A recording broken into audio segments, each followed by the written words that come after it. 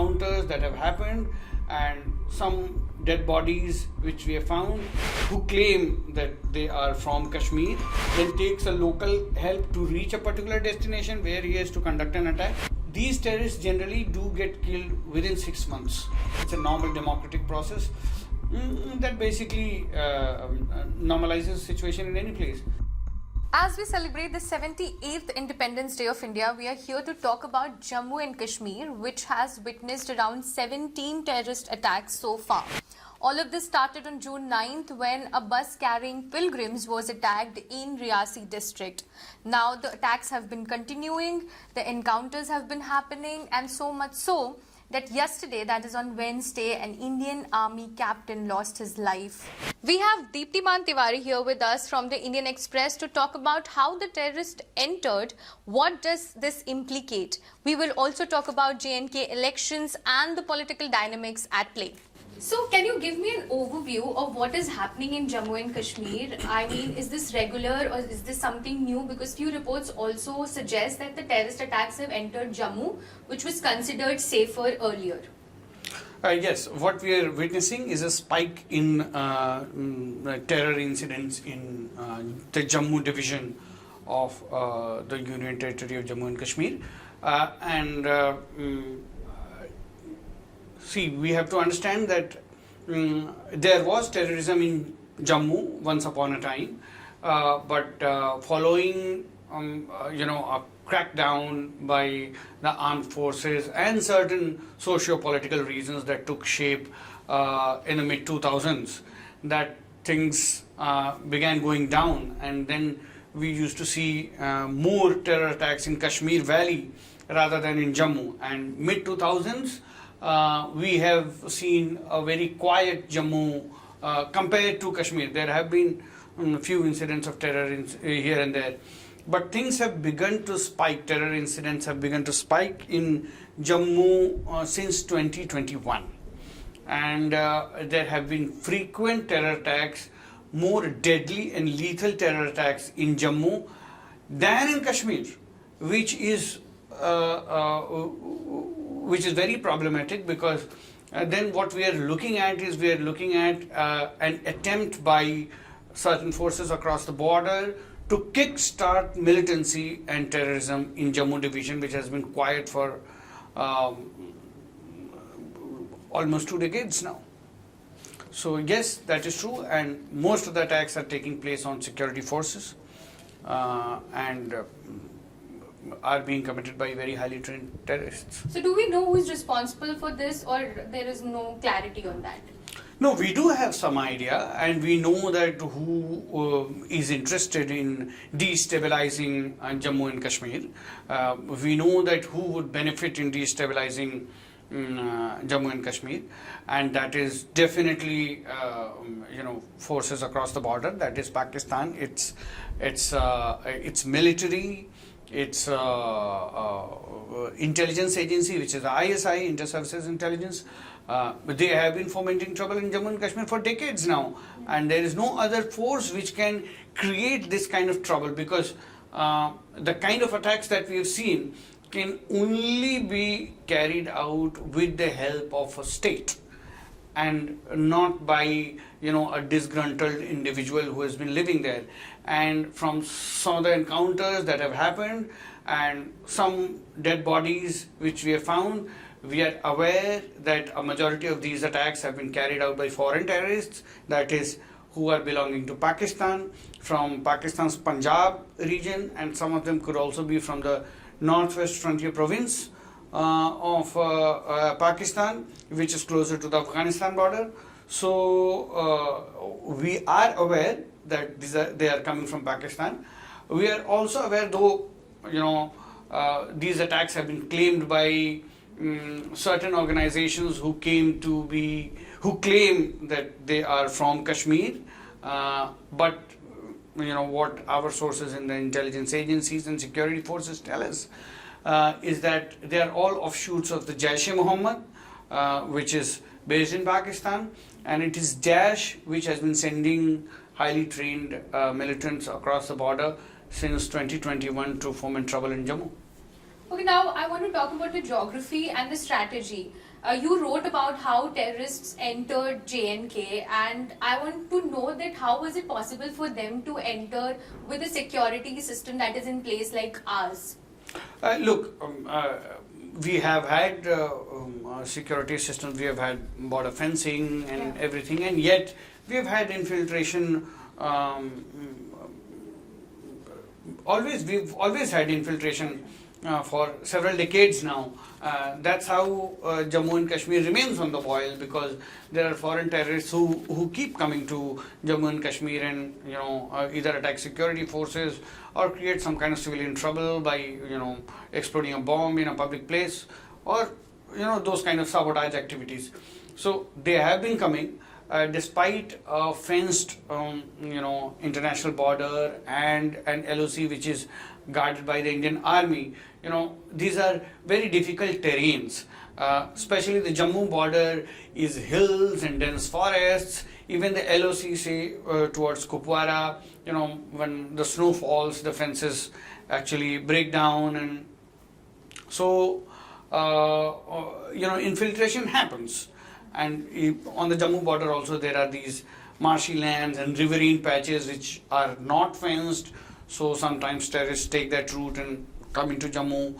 There is also tunneling which happens, so they use tunnels to come to Jammu. Although we haven't found any tunnel in the recent past which we can say for sure that these terrorists who are now operating in Jammu have taken these tunnels and come, but they do come. What we know actually is that these are extremely well-trained terrorists who have great operational capability. They are good marksmen. They are very good at use of technology. They have been perhaps had battle experience, because of which they are so difficult to beat. This is what we know about them. They are belonging to Jaish. May have some mixed cadres of LET, because these terror groups, the cadres keep mixing here and there, but mostly it's a handiwork of Jaish-e-Mohammed. Is it more strategized? Because I also read few reports which said that they're using a certain kind of technology, they're hiding in dense forest, and the encounters are still going on, like as of Wednesday. I'll explain this to you. In fact, Indian Express was the first paper to write about it. Yeah. We were the first paper to write in 2021 that there are inputs that Pakistan is trying hard to destabilize Jammu, and that till that time even the attacks had not started. Okay, then mid 2021 attacks actually began happening. So it started like this, that in 2020 Pakistan, and this is post just 1 year after abrogation of Article 370. So Pakistan tried to shift focus to, because the Kashmir division had too much security force presence. So it was difficult to execute a big attack in in Kashmir Valley or make frequent attacks. So they shifted the focus to Jammu, and first they started with contacting their old local contacts and some militants who had once gone across the border and then come back, but they did not get enough response. It was then that they started infiltrating highly trained terrorists. Some of them could even be ex-Pak military officers, and that is why they operate with such great stealth. What makes them different from many terrorists we have seen earlier operating in Kashmir Valley is that these are not fidains. They have not come here to die. They may die in an operation, that's another matter, but they are not suicide bombers. They are not looking to storm a camp and kill as many people before they are killed. No, they are here to stay. They are here to kill for a long period of time, and they are here to only target security forces. So the advantage they have is, one is in the Jammu region has already been denuded of a lot of troops. Since the trouble started on the Ladakh border with China, almost 2 divisions. And when we say 2 divisions, so to put the matter into perspective, we are talking about 40,000 soldiers. Okay, so these many soldiers have been moved to the China border from Jammu region, and that was until recently at least, that was not replaced by any other force. So you had security gaps in Jammu, okay, which they took advantage of, and they pushed in these terrorists. Now these terrorists are now operating in very, very thick jungles, and these jungles are in hilly terrains. So the problem that is happening is that how do terrorists get caught in Jammu and Kashmir? What happens that after infiltration, if the terrorist is a feline, he enters, then takes a local help to reach a particular destination where he has to conduct an attacks, and then he is killed in the operation. Then another terrorist who comes to stay and then execute an attack at a later period of time, or continue executing attacks. These terrorists generally do get killed within 6 months of their infiltration. This happens because these terrorists who come, they contact local villagers for food, or they may end up having an affair with a local woman in a village, or they may come and start staying in some village or frequenting some village. This is how intelligence about them is generated. So somebody, when you keep frequenting a village, when you keep visiting a woman, when you keep visiting a particular house for some delectable food, so slowly and steadily the information gets around, and then the security forces come to know, and then one day they will set up a trap and they'll kill you. These terrorists never survive more than 6 months. Now the fresh batch of terrorists who have come are terrorists who have entered since 2021, and many of them, a majority of them, have survived for 3 years now, almost. And this is because they do not enter villages. They just don't go to the villages. They operate with great stealth. They live in caves. They don't even live in dhuks. Dhuks are basically these temporary shelters which are made by Gujar Bakarwals, the shepherds who take their sheep up the hills because there are great meadows in that region. So these don't even live in dhuks. Many terrorists who come, they try to make that shelter their home. They don't live in dhuks. They don't go to villages. They don't interact with women in any village or local women. They don't do that. They constantly stay in the hills. They constantly stay in the jungles, and they live in caves. Or they can sleep under the open sky. They don't have a problem. So they don't come to the villages. If they have to seek food, what do? So these Gujar Bakarwals, the shepherds who go up the hill to graze their livestock, so they will threaten them with their gun and they will take their food. They will also pay them for their food, but they will not enter the village. Now even if that shepherd comes down the hill, informs the police, then by the time the police, 3-4 hours have passed.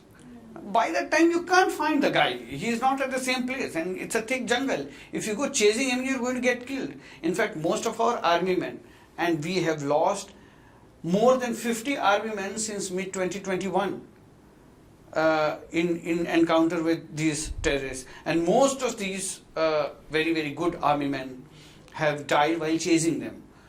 So these guys kill a couple of army men, then more army men go chasing them in the jungle, then they kill more. Okay, and they've even killed some of the finest soldiers, the para-commandos, who sat in the Kandi forest in May 2022, I think, or 21, I think 22, May 2022, laying a trap because they learned that they are going to come and take some food from here. For 3 days they didn't come, and then the 4th day they came and killed all the para-commandos. So that's how well trained they are. That's how hard. That is why I say they are battle hardened, because they can take suffering. Okay, they can live in the jungles. It's not easy to live in the jungles. And two, when they have to communicate, they use this messaging application which uses radio frequency. It cannot be tapped. You cannot intercept it. So you don't get technical intelligence. If they have to call Pakistan, they will catch hold of that area does not have network, so they will come down. They will catch hold of anyone they can, and they will use their hotspot, and they will use an encrypted app to make a call to Pakistan, and again that cannot be intercepted. So by the time the security forces reach the person whose mobile phone may have been used, a lot of time has lapsed, and they just cannot be caught. And even if they have to seek some help from the village, they never directly contact the village. So there is a chain of people where one person does not know the other. So it is need to know basis on which information is passed down the ladder, and then it goes. So you might catch one guy, he will lead you to another, but then you won't get to because this guy has never seen the top boss. So that is how this entire thing operates, and that is why it has become very difficult. We have suffered more losses than the terrorists, and that is the reason for our worry.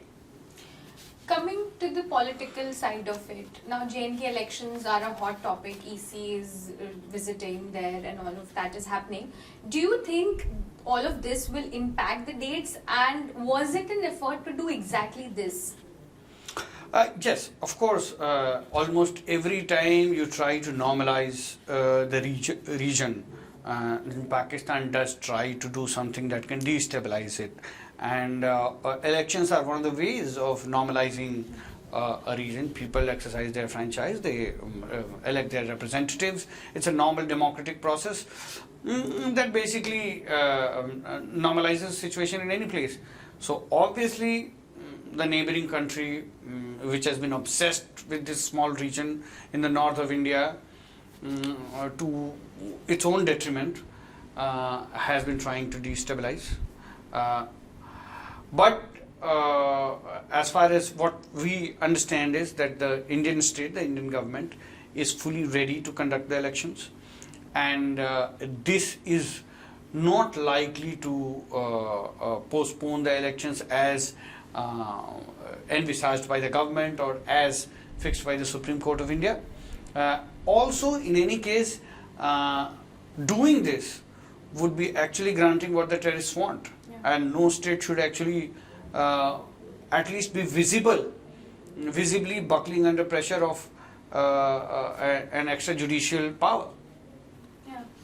BJP has maintained, and a lot of MPs in the parliament have also claimed, that Jammu and Kashmir is much safer now. So does it stand true, or can you compare like how many attacks have happened in the Modi government regime, in the Congress government, and as you said that since 2021 this strategized attack was being planned?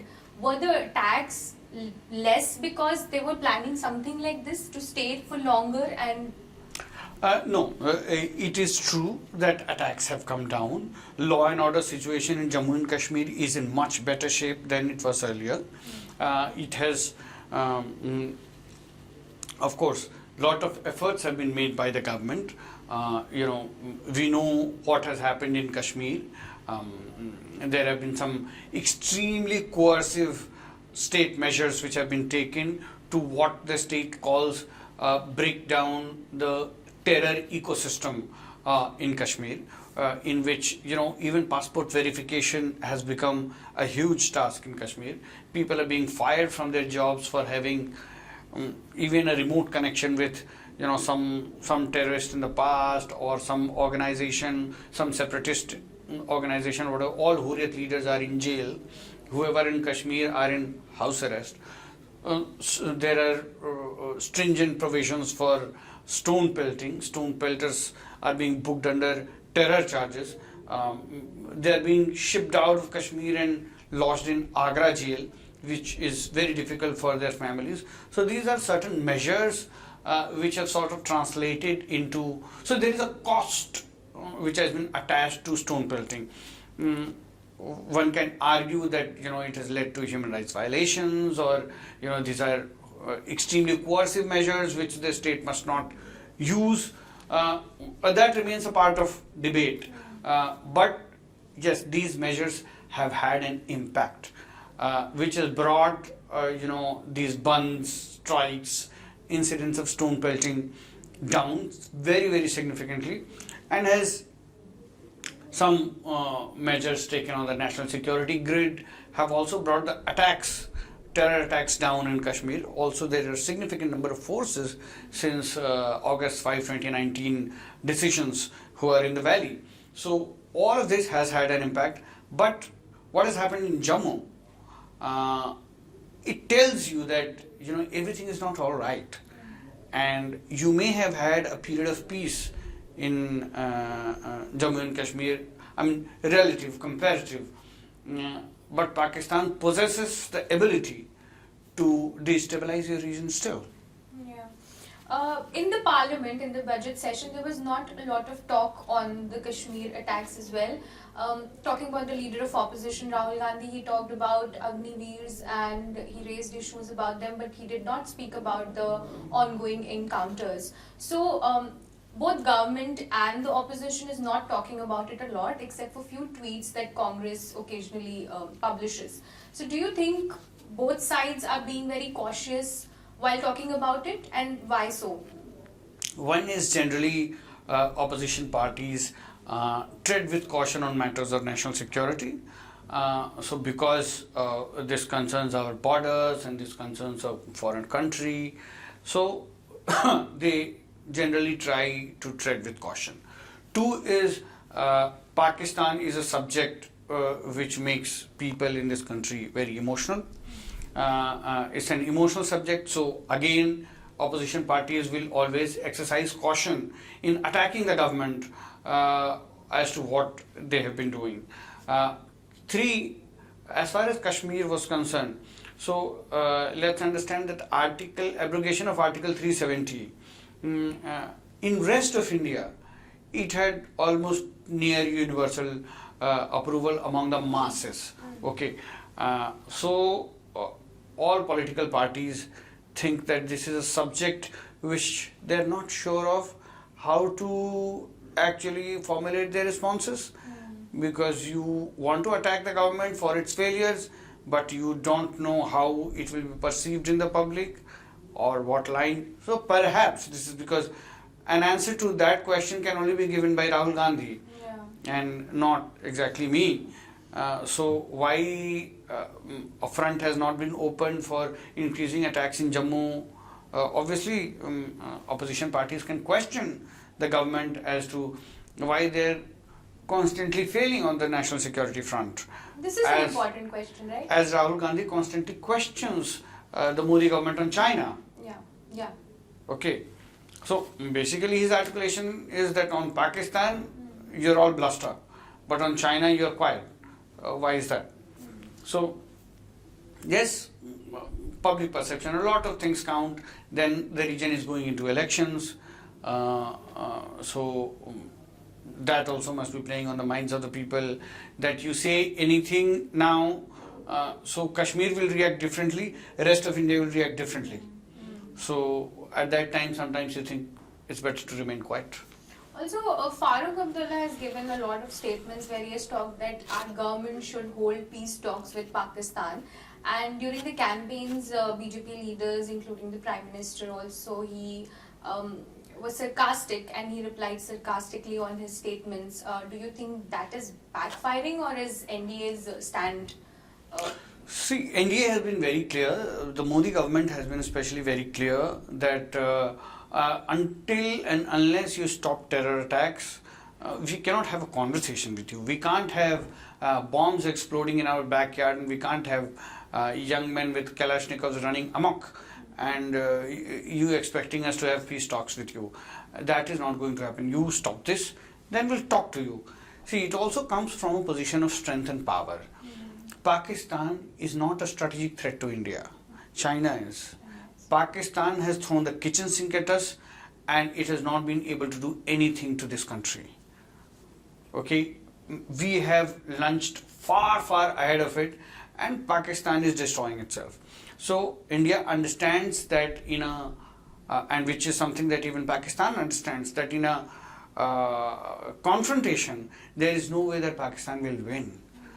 So India is far ahead, and that is why India is talking from a position of strength, that we will not cow down to your pressure tactics. You want to talk to us, you stop your boys, and then we'll talk to you. So this is an approach that the Indian government has taken. There are different views on it. There are people who feel that by not talking, you're giving to the terror groups what they actually want. Because whenever India has tried to talk, there has been a major terror attack in India which has derailed the talks. So there are both arguments that these terror attacks will actually stop if actually India and Pakistan reach some sort of understanding. So why don't we do it? So there are people advocating talks despite terror attacks. Then there are others who feel that Pakistan is merely an irritant. Let our forces deal with it. We don't have to, and let's internationally isolate it. We don't need to engage with it. We have to understand that unlike other countries, Pakistan is also a domestic political issue in India. So how you deal with, say, UAE, nobody is bothered in, say, UP, how you are dealing with UAE or Saudi Arabia, or what you do with France or Germany. But how you deal with Pakistan becomes a domestic political issue. So that is why sometimes these kind of stand are taken. Yeah. In all of this, where does Defence Minister stand? What is the ministry doing? Look, the ministry has only one concern, and that is to tighten the Jammu security grid. Okay, and the Indian Army has to do it. Indian Army has to put more boots on the ground, and the Defence Minister is cognizant of the necessary actions that need to be taken, and those are being taken on the ground. It is late, and we have missed a few tricks, because of which we are suffering some setbacks at the moment, but better late than never. More boots are being put on the ground. A security grid is being prepared. It will take some time to mature, but perhaps once it does, and if we do all the right things, we'll get the results. Looking at the larger picture, how these encounters and attacks are going to impact India and Pakistan relations now? Well, India and Pakistan relations are not in great shape that they are going to impact them adversely in any. We don't talk to each other. We don't bother about each other.